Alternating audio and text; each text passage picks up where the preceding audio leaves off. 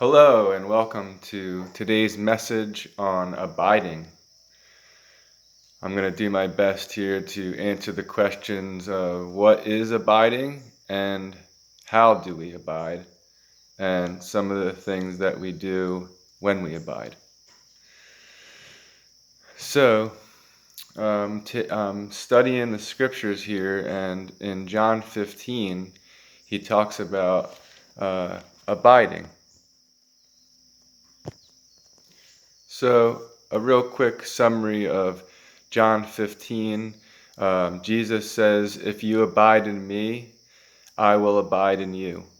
Some versions say, "If you remain in me, I will remain in you." Another way of uh, saying abide, and another way to be able to understand it would be to remain in. Um, the next thing that it says is, "If you abide, you will bear fruit.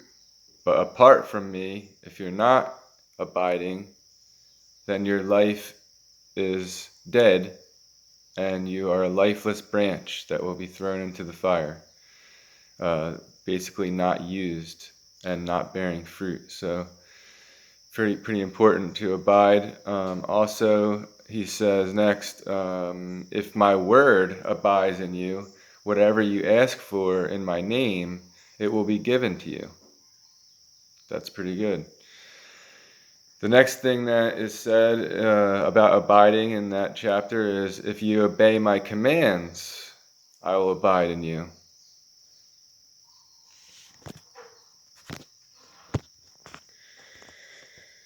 The first thing that Jesus says in that chapter is, "I am the vine and you are the branches." So let's see what abiding would be if we were a branch connected to a vine.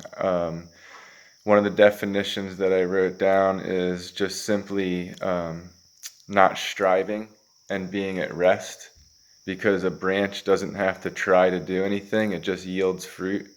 And that's another thing, is that we yield to him, and then we're able to yield fruit, the fruits of the Spirit. And another definition that I have is, abiding is the refusal to leave his presence. You don't want to cut yourself off of the vine. And also, something that Todd White's been mentioning lately is his staying in the same heartbeat as Jesus. So not moving ahead with yourself and not falling behind, but staying right in that perfect heartbeat with the Lord, and being able to therefore listen to him. So let's review. Number one was, "Abide in me and I'll abide in you."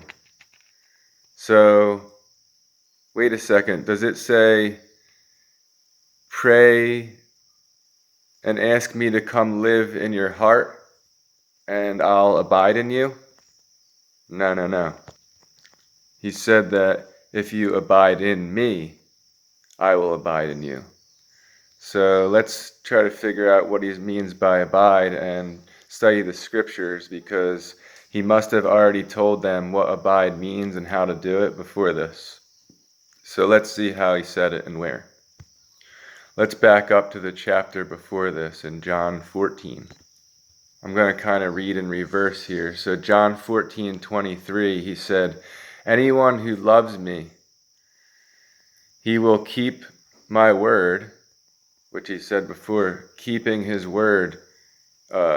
If my word abides in you, I'll abide. And then anything you ask for will be given to you. Keeping my word is another way of saying he who lives by my word, or hears and does what I'm saying, like he said at the end of Matthew 7. And he goes on to say, "He who keeps my word, and my Father will love him, and we will make our home within them." So he's saying the Father and him will make their home within us when we love him by keeping his word. So living by what he said and doing it. So what are some of the things that he said?